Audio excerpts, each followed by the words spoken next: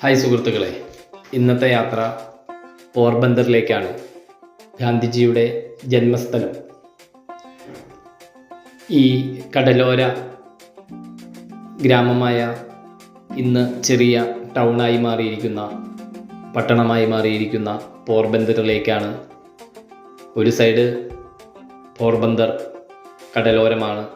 ഈ കടൽക്കാറ്റും കൊണ്ട് ഗാന്ധിജിയുടെ സ്ഥലത്തേക്ക് ഗാന്ധിജിയുടെ പിതാവ് കരംചന്ദ് ഉത്തംചന്ദ് ഗാന്ധി 1822-1885 കാലഘട്ടത്തിൽ പോർബന്ദറിൽ അന്നത്തെ ദിവാനായിരുന്നു. അതായത് ഒരു സ്റ്റേറ്റിൻ്റെ മുഖ്യമന്ത്രി എന്നെല്ലാം പറയാം. അദ്ദേഹത്തിൻ്റെ കുടുംബം ജുനാഗഡ് എന്ന സ്ഥലത്തായിരുന്നു. ഗാന്ധിജിയുടെ പിതാവ് 4 വിവാഹം കഴിച്ചു. അതിൽ പുത്ബാലിയ എന്ന വനിതയെ വിവാഹം കഴിച്ചു. ഈ പുത്ബാലിയയിൽ 4 മക്കളുണ്ടായിരുന്നു. അതിലെ 3ാമത്തെ മകനായിരുന്നു മോഹൻദാസ് കരംചന്ദ് ഗാന്ധി. ഗുജറാത്തി ഹിന്ദു മോഡ് ബനിയ കുടുംബത്തിൽ മോഹൻദാസ് കരംചന്ദ് ഗാന്ധി ജനിച്ചത്.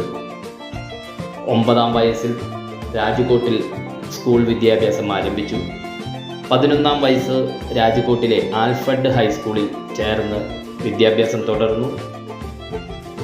അവിടെ നിന്ന് 1883 മെയ് മാസത്തിൽ 13 വയസ്സുള്ള ഗാന്ധി 14 വയസ്സുള്ള കസ്തൂർബാ ഗാന്ധിയെ വിവാഹം കഴിച്ചു. കസ്തൂർബായ് ഗോകുൽദാസ് കമ്പാടിയ എന്നായിരുന്നു അവരുടെ ശരിക്കുള്ള പേര്. മോഹൻദാസ് കരംചന്ദ് ഗാന്ധി 1869 ഒക്ടോബർ 2 ഗുജറാത്തിലെ തീരപ്രദേശ നഗരമായ പോർബന്ദറിൽ, ഈ കാണുന്ന പോലെ തീരപ്രദേശ നഗരമാണ് പോർബന്ദർ, ഒരു ഹിന്ദു കുടുംബത്തിൽ ജനിച്ചു വളർന്നു. ലണ്ടനിലെ ഇന്നർ ടെമ്പിളിൽ നിയമബിരുദത്തിനായി അദ്ദേഹം അങ്ങോട്ട് പോയി. 1893 ദക്ഷിണാഫ്രിക്കയിലേക്ക് പോയി. 21 വർഷത്തോളം അദ്ദേഹം ദക്ഷിണാഫ്രിക്കയിൽ താമസിച്ചു. 1915 45ാം വയസ്സിൽ ഗാന്ധിജി ഇന്ത്യയിലേക്ക് മടങ്ങി. ബ്രിട്ടീഷുകാരുടെ വിവേചനത്തിനും അമിത ഭൂനികുതിക്കും എതിരെ പ്രതിഷേധിക്കാൻ കർഷക ഇതര തൊഴിലാളികളെയും സംഘടിപ്പിച്ചു. 1921 ഇന്ത്യൻ നാഷണൽ കോൺഗ്രസിൻ്റെ നേതൃത്വം ഏറ്റെടുത്തു.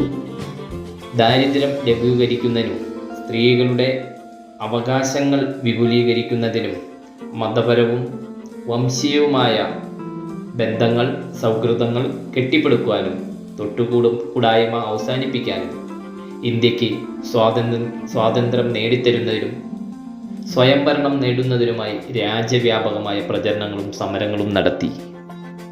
ഈ കടലോര ഭാഗത്തുനിന്ന് നമ്മൾ ഈ പോർബന്ദർ എന്ന ചെറിയ പട്ടണത്തിലേക്കാണ് എത്തിയിരിക്കുന്നത്. ഈ പട്ടണത്തിലൂടെ കുറച്ചും കൂടി സഞ്ചരിച്ചാൽ അദ്ദേഹത്തിൻ്റെ ജന്മസ്ഥലത്തേക്ക് എത്തും. 1921 ഇന്ത്യൻ നാഷണൽ കോൺഗ്രസിൻ്റെ നേതൃത്വം ഏറ്റെടുത്തു. ഇന്ത്യയിലെ ഗ്രാമീണ ജനത ദാരിദ്ര്യത്തിൽ ജീവിക്കുന്നത് കണ്ടറിഞ്ഞ് അതിൻ്റെ പ്രതീകമായി, അടയാളമായി കൈകൊണ്ട് ചറക്കയിൽ നൂൽ നെയ്ത് ഗാന്ധിജി ചെറിയ തുണികൾ ഉൽപ്പാദിപ്പിച്ച് അത് ധരിക്കാനും ലളിതമായ ഭക്ഷണവും ലളിതമായ ജീവിത രീതിയും സ്വീകരിച്ചു പോർന്നു. രാഷ്ട്രീയ പ്രതിഷേധങ്ങൾക്കായി ദീർഘനാളുകളിൽ നിരാഹാര സത്യാഗ്രഹങ്ങളും നടത്താൻ തുടങ്ങി. ബ്രിട്ടീഷുകാർക്കെതിരെയുള്ള വിരുദ്ധ നിലപാടുകൾ സാധാരണ ഇന്ത്യക്കാരിലേക്ക് എത്തിച്ചുകൊണ്ട് 1930 400 കിലോമീറ്റർ ഇന്ത്യയിൽ സഞ്ചരിച്ച് ദണ്ഡി മാർച്ചിലൂടെ ബ്രിട്ടീഷുകാർ ചുമത്തിയ ഉപ്പ് നികുതിയെ വെല്ലുവിളിക്കുന്നതിനും 1942 ബ്രിട്ടീഷുകാർ ഇന്ത്യ വിടാൻ ആഹ്വാനം ചെയ്യുന്നതിനും ഉള്ള സമരങ്ങൾ ഗാന്ധിജി നയിച്ചു. 1947 ഓഗസ്റ്റ് 15 ബ്രിട്ടനിൽ നിന്ന് ഇന്ത്യക്ക് സ്വാതന്ത്ര്യം നേടിത്തരുവാൻ പ്രധാന പങ്കുവഹിച്ചു. ഇന്ത്യയിലെ മതപരമായ ആക്രമണങ്ങൾ തടയാൻ ഗാന്ധിജി സ്വാതന്ത്ര്യത്തിന് ശേഷം 1948 ജനുവരി 12 78 വയസ്സുള്ളപ്പോൾ ഡൽഹിയിൽ നിരാഹാരം ആരംഭിച്ചു.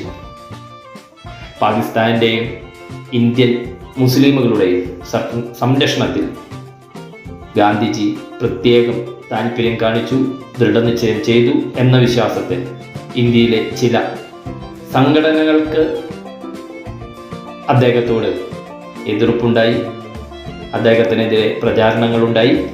1948 ജനുവരി 30 ഡൽഹിയിൽ നടന്ന ഒരു സർവമത പ്രാർത്ഥനാ യോഗത്തിൽ ഗാന്ധിജിയെ വെടിവെച്ച് കൊല്ലുകയാണ് ഉണ്ടായത്. ഗാന്ധിജിയുടെ ജന്മദിനമായ ഒക്ടോബർ 2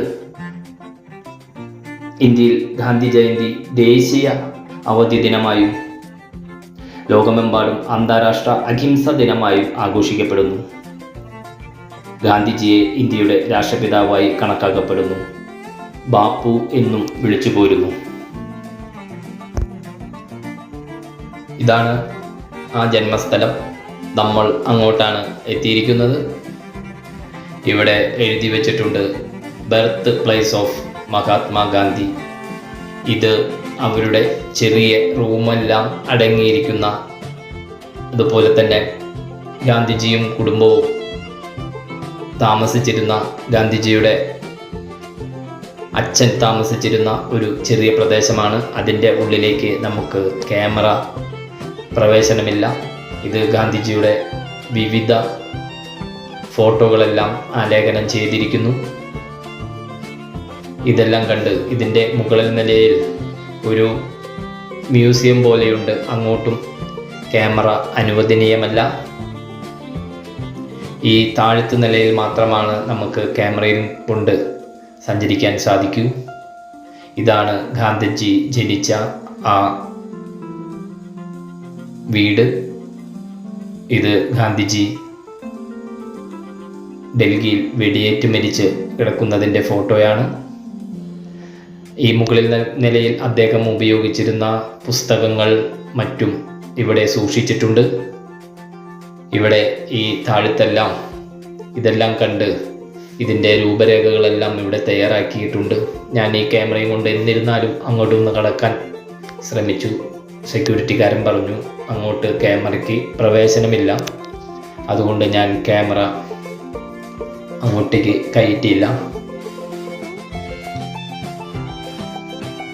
ഇവിടെ ഇന്ന് ടൂറിസ്റ്റുകൾ കുറവാണ്. ഇവിടെ ധാരാളം ടൂറിസ്റ്റുകൾ വരുന്നുണ്ട്. പ്രത്യേകിച്ച് ഇവിടെ അങ്ങനെ പറയത്തക്കതായൊന്നും കാണാനില്ല. ഇതാണ് ഈ കൃതി മന്ദിർ എന്ന് വിളിക്കപ്പെടുന്ന ഈ മന്ദിരത്തിൻ്റെ പുറമേ നിന്നുള്ള ദൃശ്യങ്ങൾ.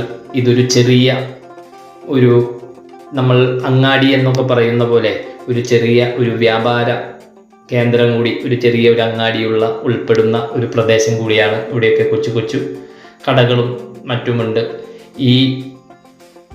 ഈ എൻട്രൻസ് അല്ലെങ്കിൽ പ്രവേശന കവാടം കഴിഞ്ഞാൽ അതൊരു സ്ക്വയർ പോലെ ഉള്ളൊരു പ്രവേശന കവാടമാണ്.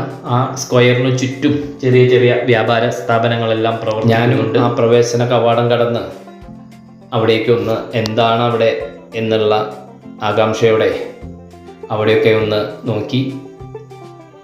ഇവിടെയും ഒരു ഗാന്ധിജിയുടെ ഒരു പ്രതിമ വെച്ചിട്ടുണ്ട്. അതിനു ചുറ്റും 4 സൈഡിലും വഴികളുള്ള ഒരു ചെറിയ വ്യാപാര കേന്ദ്രം തന്നെയാണിത്. ഇതെല്ലാം കണ്ട് ഇന്ന് ഇവിടെ നിന്ന് മടങ്ങുകയാണ്.